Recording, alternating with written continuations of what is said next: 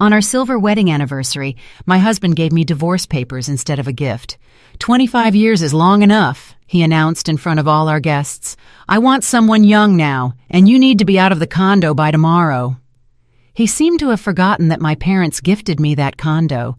His mother, Celeste Price, just smiled silently. I rose, took the microphone, and said something that left him speechless.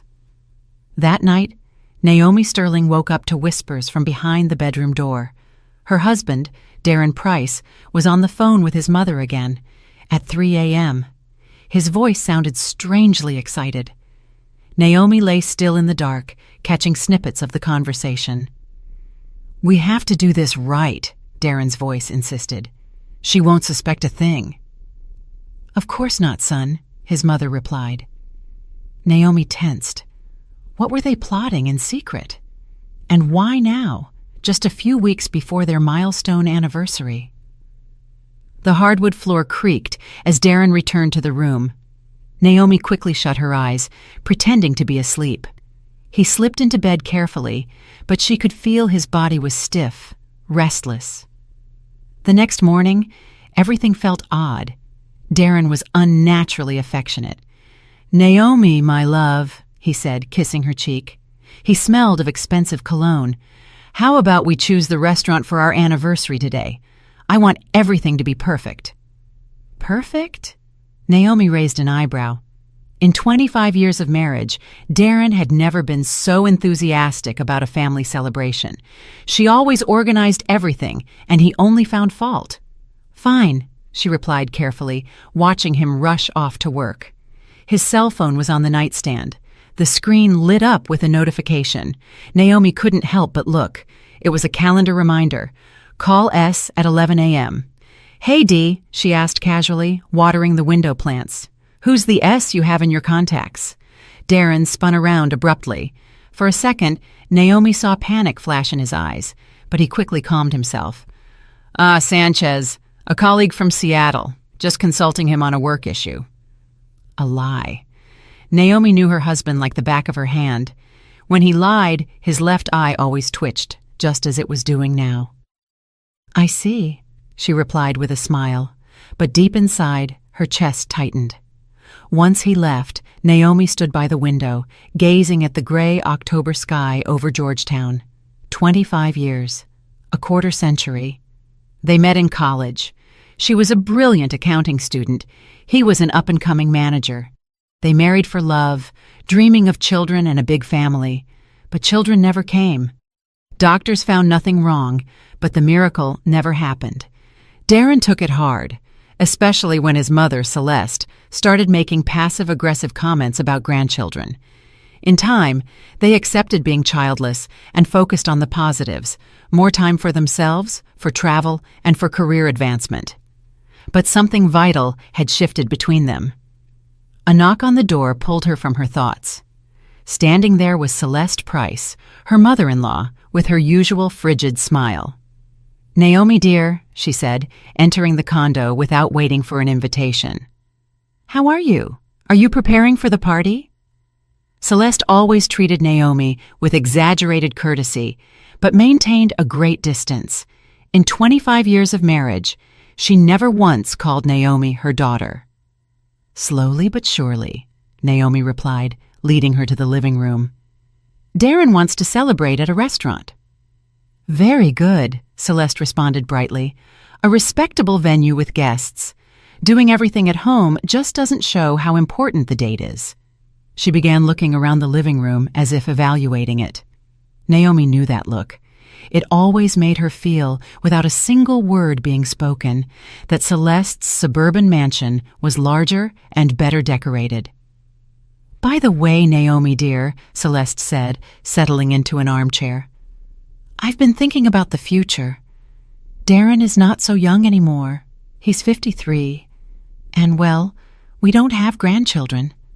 Don't you think it would be a good idea to write a will for the grandkids, just in case?" Naomi felt a chill. "What grandchildren, Celeste? We don't have children." "Well, for my nephews," she said dismissively, waving her hand. "I have 2 nephews, good boys, studying, working. If we don't, the government will take everything. Naomi slowly placed her teacup on the table. "And where do you keep the condo papers?" Celeste suddenly asked, as if it were a casual afterthought. "I'm just thinking about the boys' future. The nephews, the young people." That was it.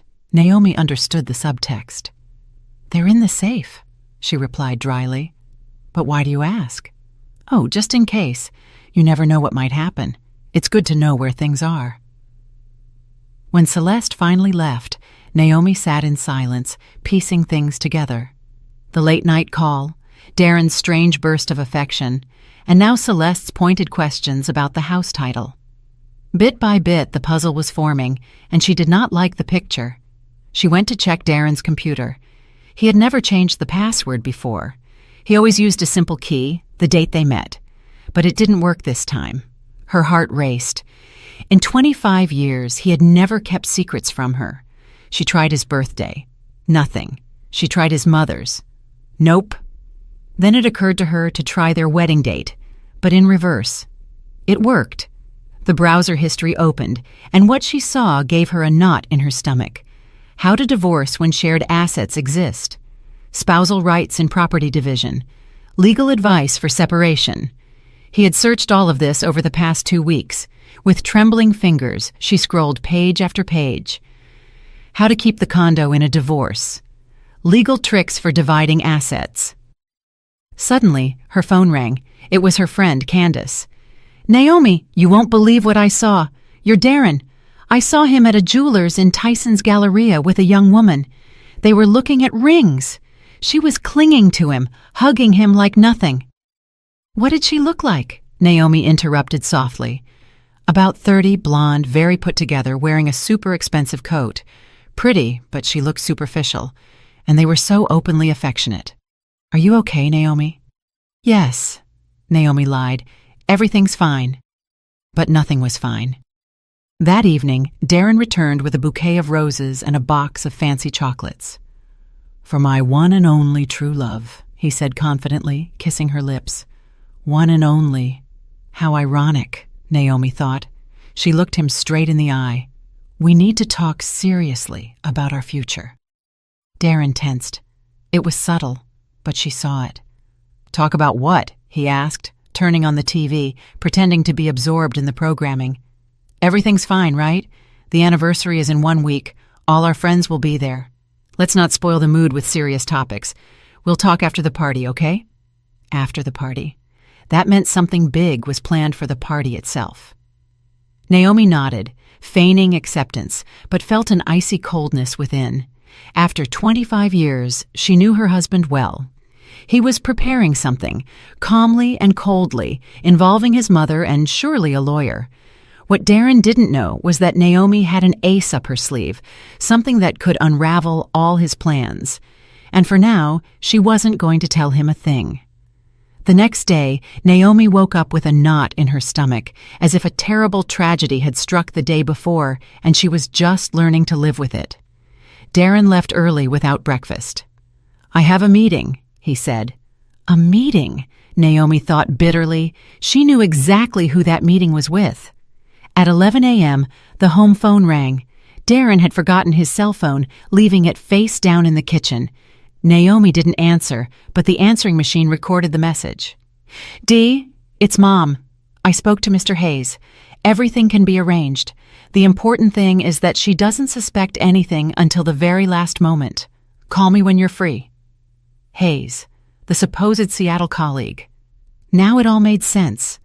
Naomi felt the ground give way beneath her. 25 years. A quarter-century beside a man who was now planning his betrayal like office paperwork. She approached Darren's phone. It required a 6-digit code. She tried the date they met. September 1, 1999. Nope. She tried Celeste's birthday. Nothing. Then she remembered the blonde from the jeweler's. Her intuition told her to try March 8, International Women's Day. It worked. The lover's birthday. The texts confirmed everything. "Sierra, my love, a little more patience. After the anniversary, everything will be resolved. The condo will be ours. Dee, you said we'd be living together by New Year's. I'm tired of hiding. My love, everything is going according to plan. Mom has already taken care of things. Naomi suspects nothing. Hayes says if we play this right, she'll only get half. I'll keep the condo. Naomi slumped into a chair, her hands shaking. They were planning her life as if she were a piece of second-hand property. Darren, his mother, the lawyer Hayes, the mistress Sierra, all tangled in a trap where she was the prey. And the worst was yet to come. Hey, Mom, are you sure the condo title is in both our names? Maybe we got lucky and it's just mine. Son, I saw the copies when you bought it. Both names are on it. But Hayes says there are ways. The important thing is she signs the waiver, and if she won't sign, she will sign. After what we're going to do to her at the party, she won't have any other option.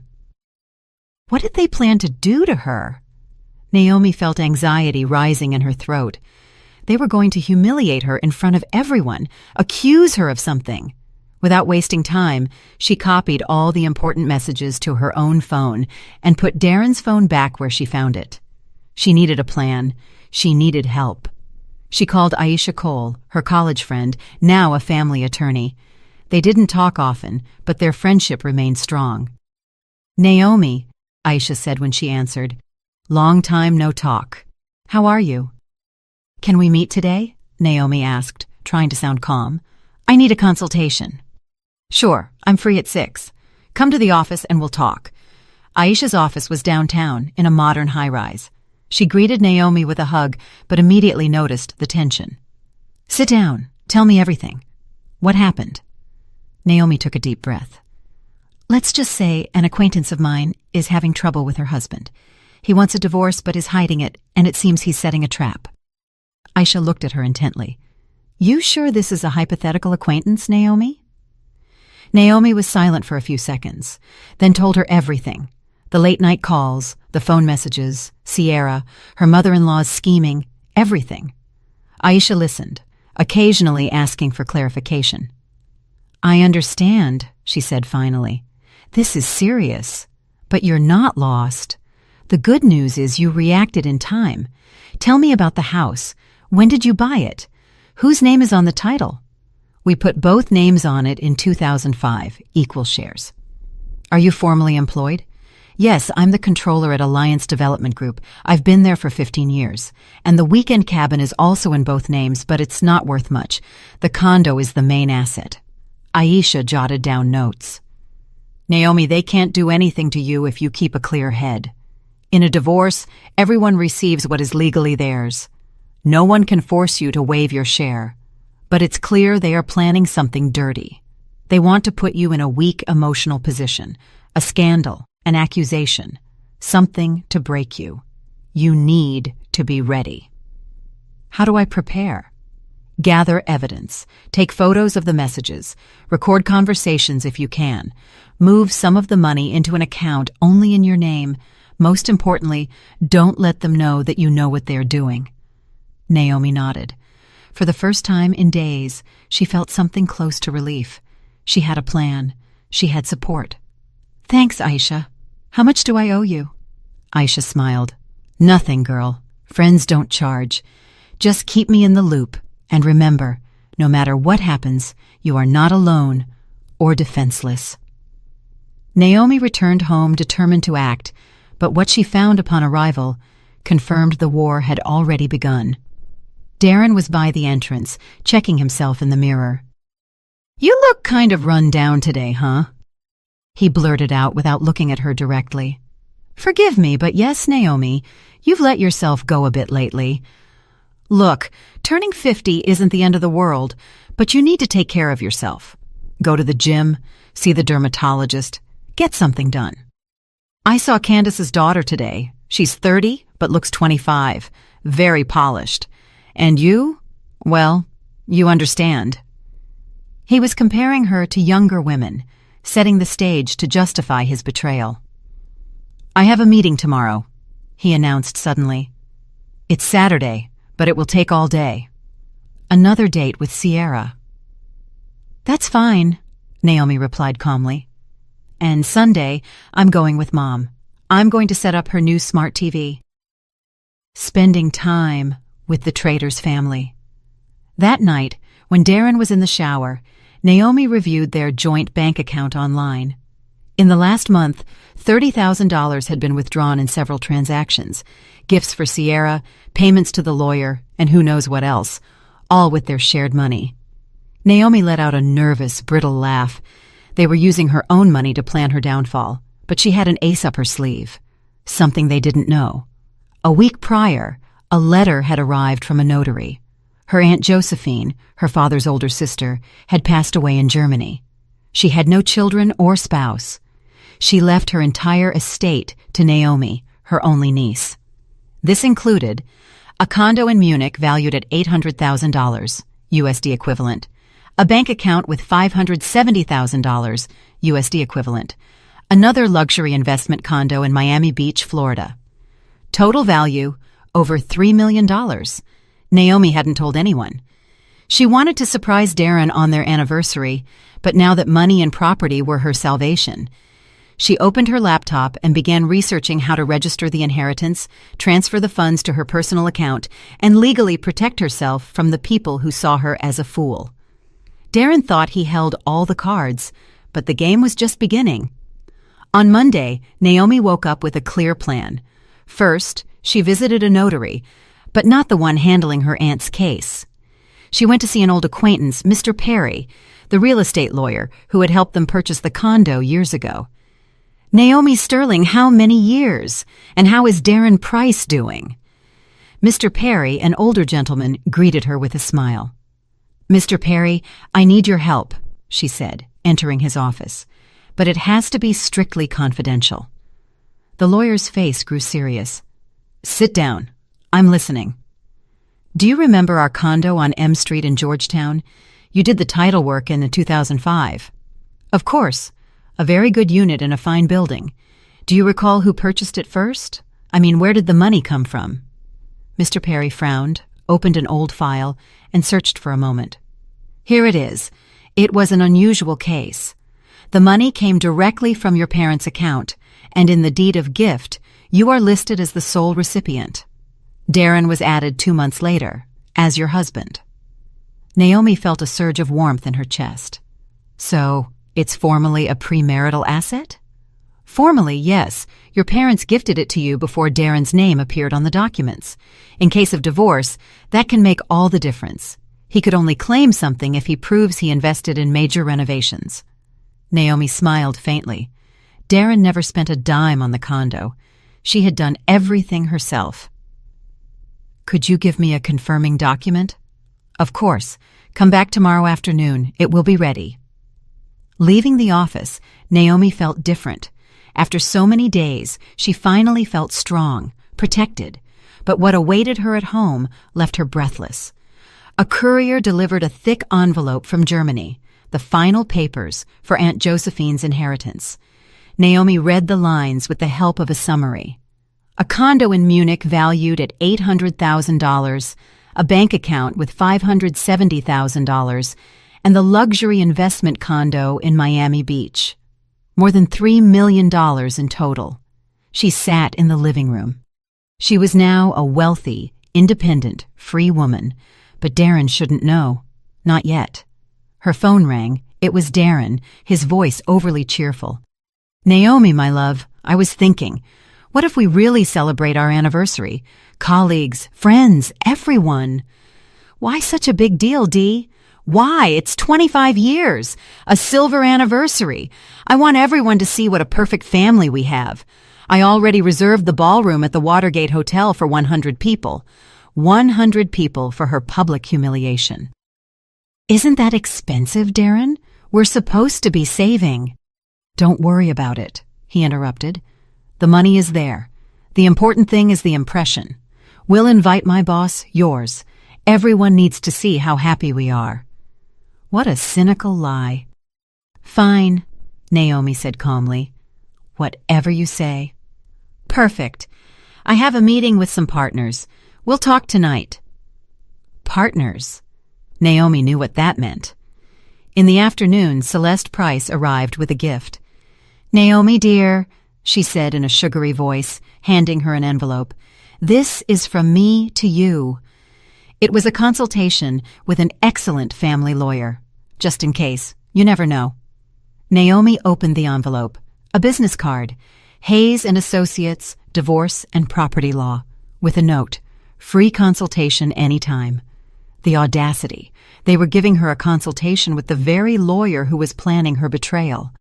"Thank you," Naomi said dryly. "Very thoughtful." "I worry about you, daughter." Daughter. For the first time in 25 years, her mother-in-law called her that, just before stabbing her in the back. After Celeste left, Naomi began to clean. In one of Darren's jackets, she found a crumpled card. Mr. Hayes, family law, divorce, asset division, alimony. The same lawyer, the same plan. Darren came home late that night, cheerful and smelling of expensive perfume. He hugged Naomi. "Everything is ready. Restaurant, menu, guests. It will be unforgettable." Naomi looked at him coldly. He was right.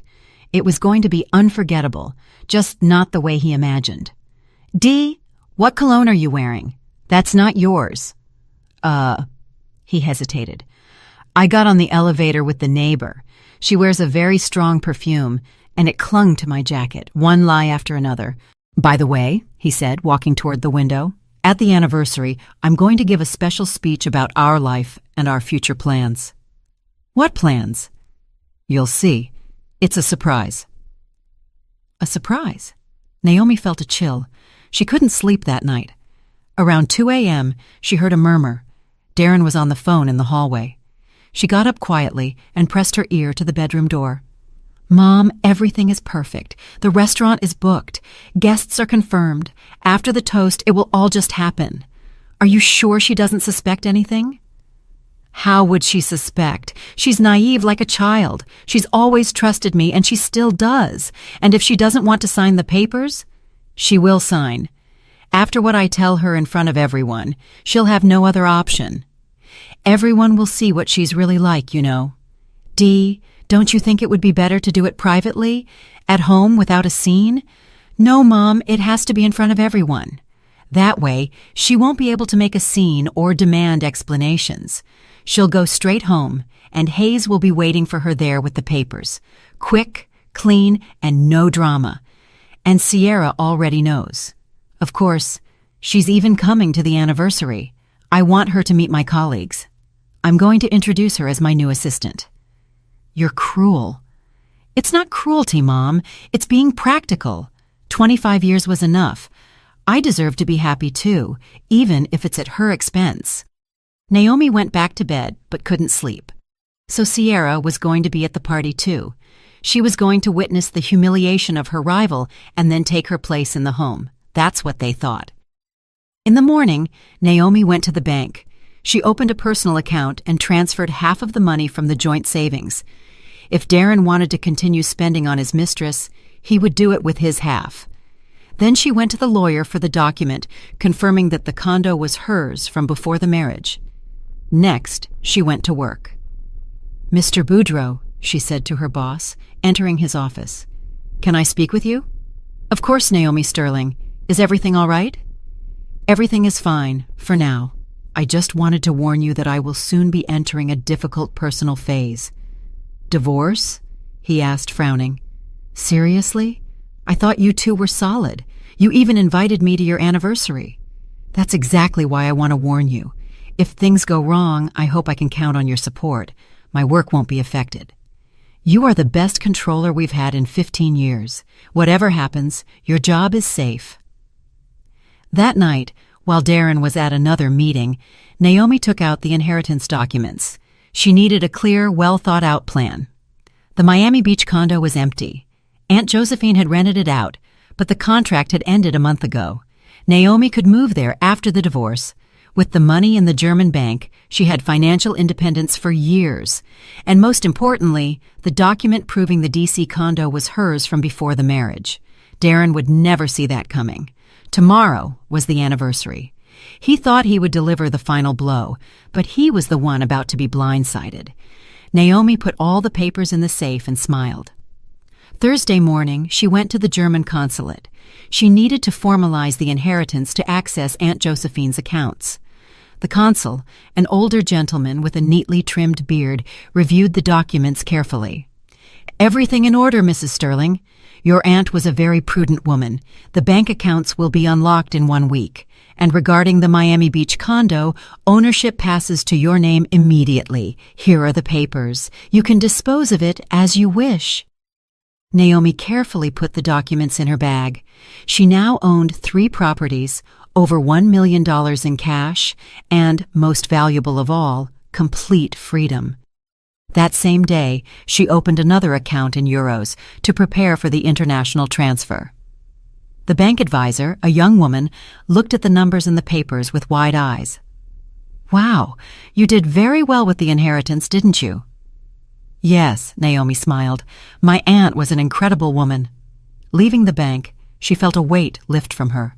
For the first time in years, she felt truly free and independent. She no longer cared what Darren planned. That was no longer her problem. But the surprise waiting for her outside the Watergate Hotel was a sharp blow. She had gone to check on the anniversary party arrangements, and right by the entrance, a young blonde woman in an expensive coat was talking on the phone. "Dee, my love, it's incredible," Sierra was saying in a sickly sweet voice. "The ballroom is huge, the decor is divine. You promised we'd live in a huge condo soon, and I can already imagine hosting parties there." It was Sierra, her husband's mistress. She was only a few feet away, talking excitedly about the life she would have with him. Naomi stood still, watching her. There was no doubt she was pretty. About 30, great figure, well-kept hair, perfect nails. But her eyes were empty, cold, and calculating. "Of course, I understand tomorrow will be difficult," Sierra continued. "But you said after your speech she'd understand everything. And I'll be there as your new assistant. Romantic, right?" "Publicly humiliating your wife is romantic." Naomi walked closer. "Excuse me, do you know where the manager is?" Sierra turned, looked Naomi up and down with disdain. "No idea," she replied coldly. "I don't work here." She returned to her phone. "Dee, there's some lady asking me questions here. Okay, see you tonight. I love you." Some lady? Naomi smiled to herself. Tomorrow, this lady would deliver a big surprise. The restaurant manager, a kindly, plump woman, received Naomi with a smile. "You're here about tomorrow's anniversary? Mr. Price already paid for everything. Ballroom for 100 people, banquet, live music." "And how much did all that cost?" $45,000. Your husband requested the best of the best. $45,000 to humiliate her in public. Naomi nodded. "I see. Can I see the ballroom?" Yes, the room was luxurious. High ceilings, crystal chandeliers, immaculate white tablecloths, enormous mirrors on the walls. All the guests would have a perfect view of the spectacle. "Where will the microphone for the toasts be?" Naomi asked. "Right here in the center," the manager said. "Mr. Price insisted that everyone hear him." Of course. So no one misses the humiliation. At home, Darren was waiting, nervous, pacing with the paper in his hand. "Ah, Naomi," he said, quickly putting the paper away. "Where were you?" "At the restaurant, checking everything. What did you think of it?" "Impressive. $45,000 for one night. Seriously, Dee, don't you think that's too much? We have other plans, right?" "Don't worry about it," he scoffed. "The money is there. The important thing is to make a good impression. On the guests or on the mistress?" That night, Celeste Price arrived, completely excited. "Dee, son, are you ready? Did you rehearse your speech?" "Of course, Mom. Everything will be perfect. Don't worry." She patted his shoulder. "Your speech will be a success. Everyone will see that you made the right decision." The right decision.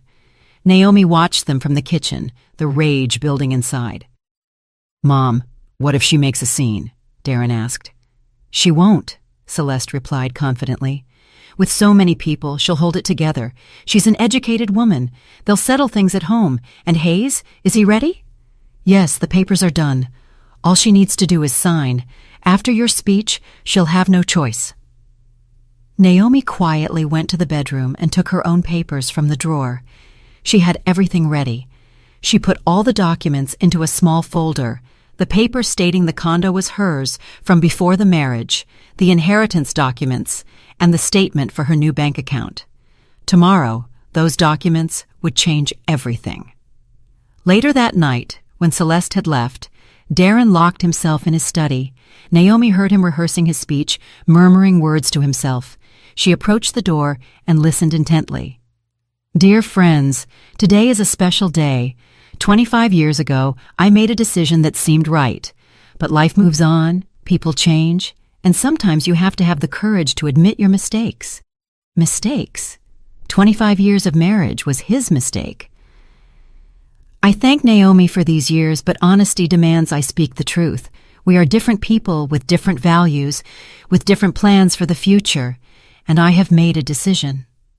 The rest was muffled, but the meaning was clear. Naomi returned to the bedroom. She had no desire to sleep. In the morning, Darren woke up in a good mood. Naomi, he said, adjusting his tie knot in front of the mirror, today is a great day. Yes, our anniversary. Not just that, he said, smiling strangely. Tomorrow, your life is going to change, and so is mine, completely. Completely? You'll see. You're going to be surprised. Surprised. Dee, can I ask you a question? Sure. What is it? Did you ever really love me? Truly? He froze, tie in hand. What a weird question. Why are you asking that on such an important day? Just curious. Of course I loved you, he said without looking at her. And I still love you in my own way. In his own way, like someone who cares for an old piece of furniture that has served its purpose. I understand, Naomi said quietly. Throughout the day, Darren was frantic, calling the restaurant, checking the guest list, giving orders. By the evening, he was visibly anxious. Are you ready, Naomi? She stood before the mirror in a new, elegant dark blue dress, bought especially for this day.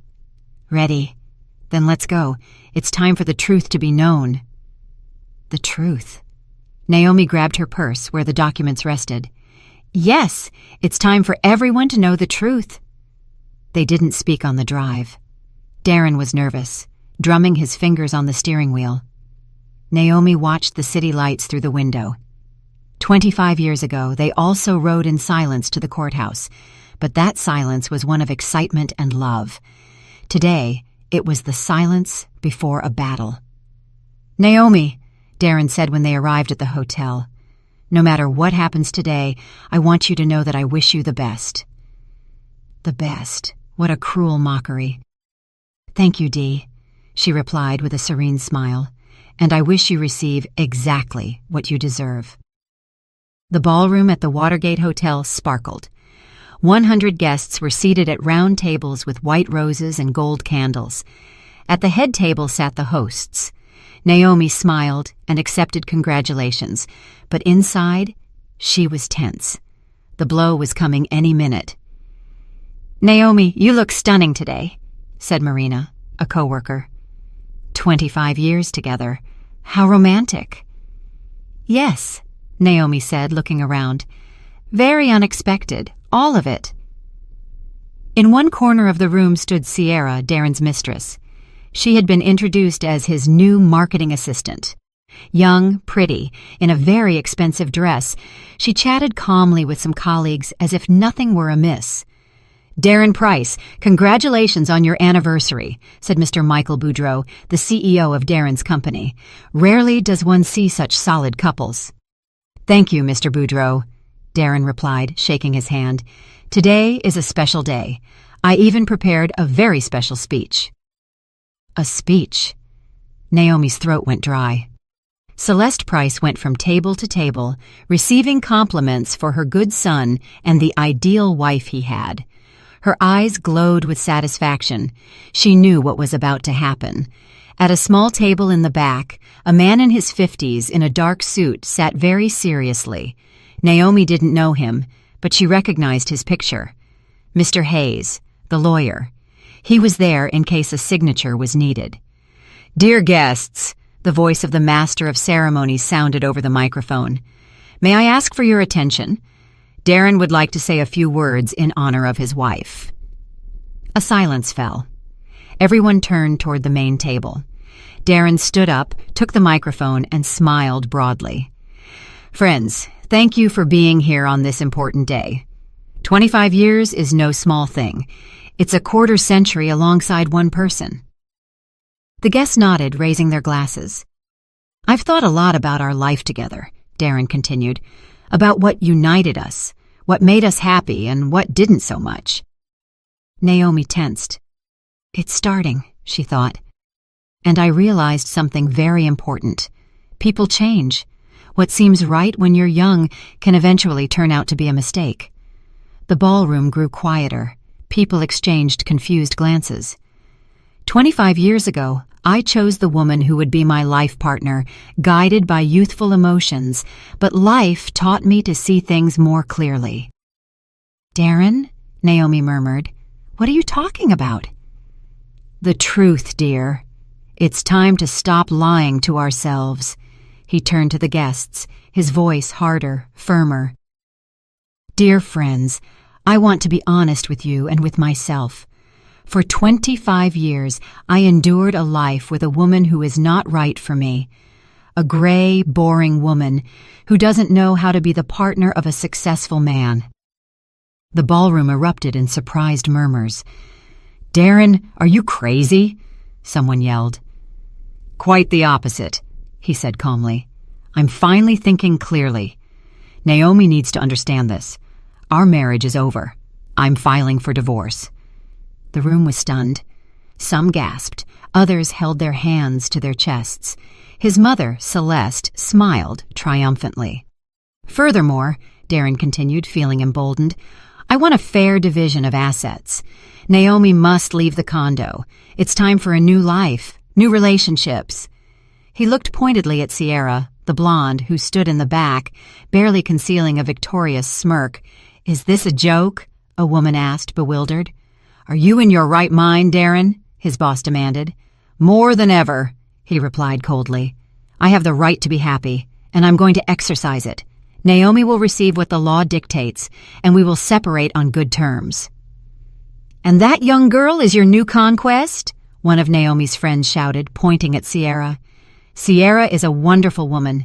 She understands what I need," Darren said openly, "unlike other people." That was enough. Naomi slowly rose and gently took the microphone from her stunned husband. "Thank you, Darren," she said in a quiet, almost sweet voice. "Very honest." The room fell silent. Everyone expected tears, drama, for her to run out. "You know, dear friends," Naomi continued, "Darren is right about one thing. Enough of the lies, and I want to speak the truth, too." Darren frowned. This was not in his script. "The truth is, I knew about this whole charade for 3 weeks. I knew about Sierra, about the lawyer Hayes who's right over there in the corner, and about your plans to make me waive my rights to the condo." Mr. Hayes turned pale and tried to slip out unnoticed, but annoyed guests blocked his path. "Naomi, what are you talking about?" Darren tried to interrupt. "That your plan fell apart, darling. You see," she said, pulling a folder from her purse, "you made a tiny mistake. Our condo is not a shared asset. It was a gift from my parents, in my name, before the marriage. I have the document from the real estate lawyer."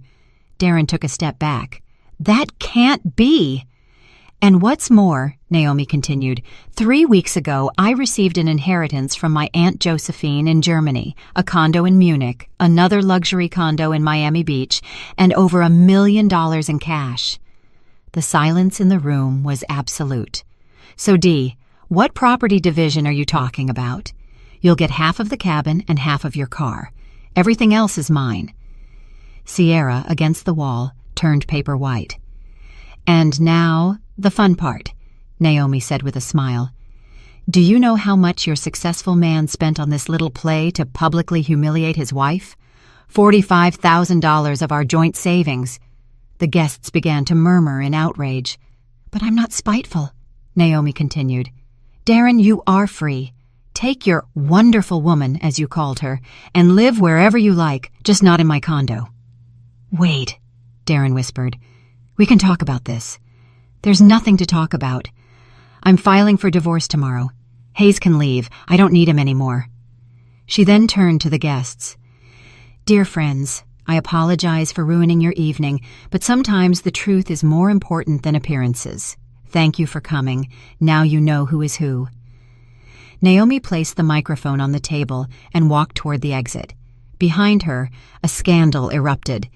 Darren, you are a complete scoundrel, a woman yelled. How could you do that to your wife? 25 years and you pull this? Sierra tried to leave discreetly, but a furious group of guests blocked her path.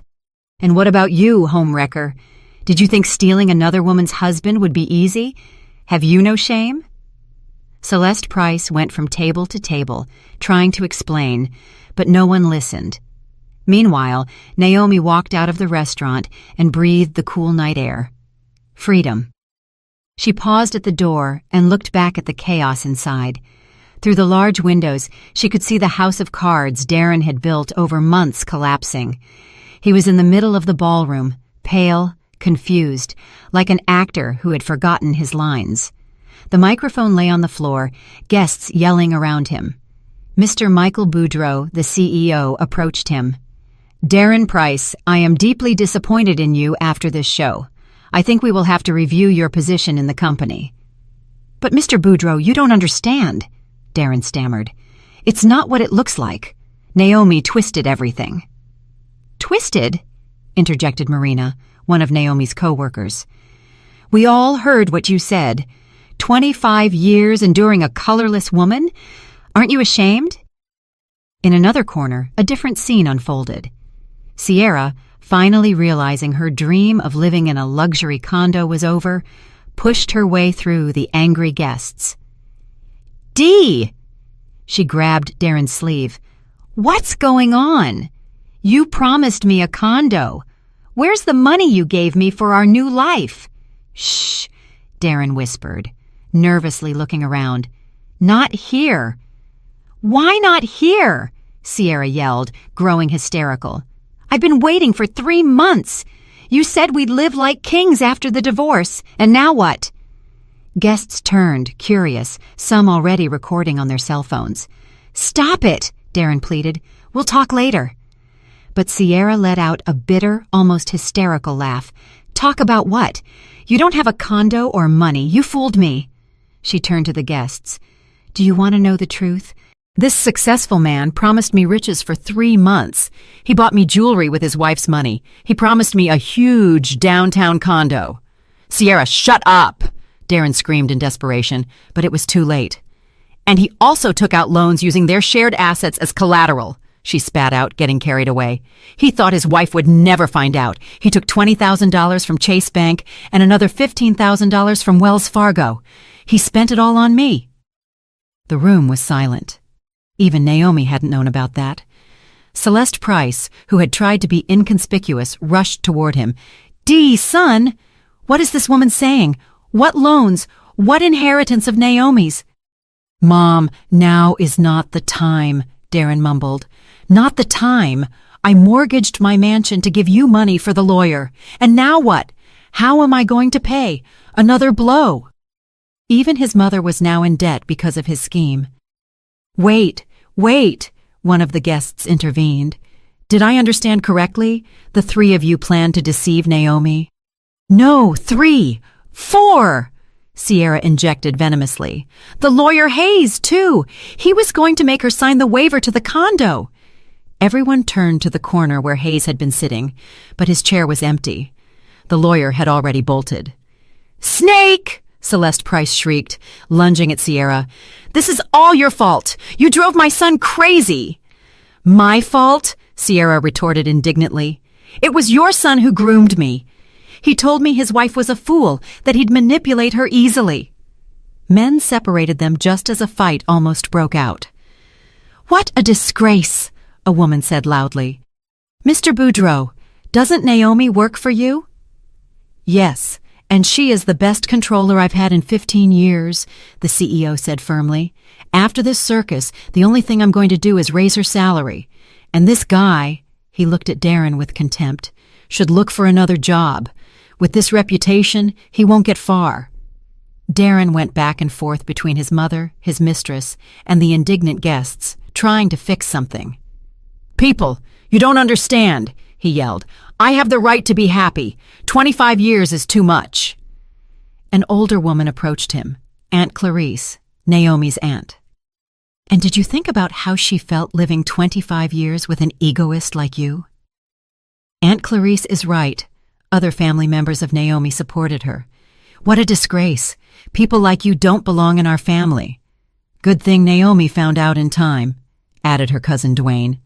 "Otherwise, you would have kept fooling her whole life." "Hey, what if we upload this to social media?" one of the young guests said.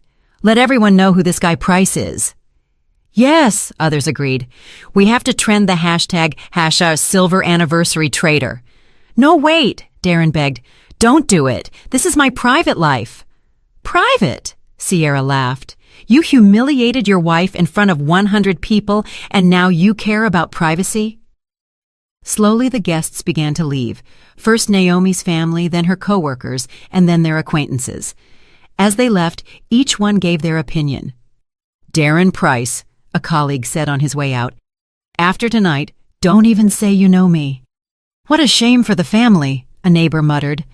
"And now, how is he going to face people?" "You're trash," one of the men said bluntly as he passed. "You exposed your wife like she was a joke in front of everyone." Half an hour later, only the protagonists of the drama remained in the ballroom: Darren, Celeste, Sierra, and a few waiters watching curiously. "Now what?" Sierra asked, fixing her disheveled hair. "Do you have any money at all, Dee?" "Where from?" he complained. "I spent it all on the party and your gifts. And the loans? Who's going to pay them?" "I don't know. Maybe I'll sell the car." "The car?" Sierra laughed bitterly. "Are you crazy? That won't even cover the debt. And what about me? I left my ex for you." "I don't know," Darren repeated. "I don't know what to do." Celeste Price sat with her face in her hands. "And what am I going to tell Hayes? He charges for every consultation, and I even put my house up as collateral." "Mom," Darren said, approaching her, "we'll find a solution." "A solution?"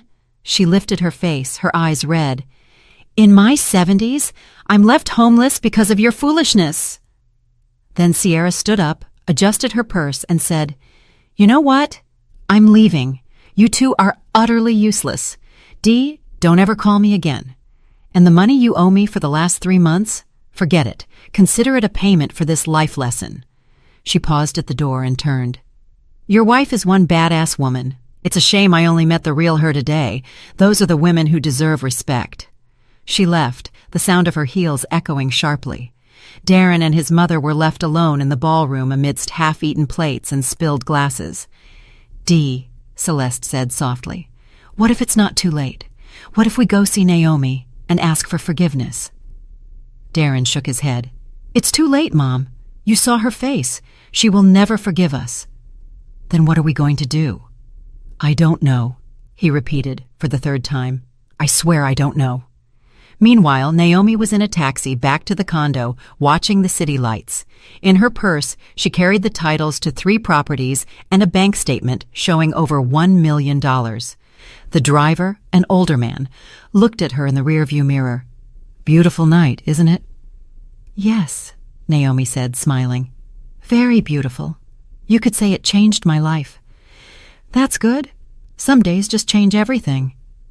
"That's exactly right," she replied. Everything changed.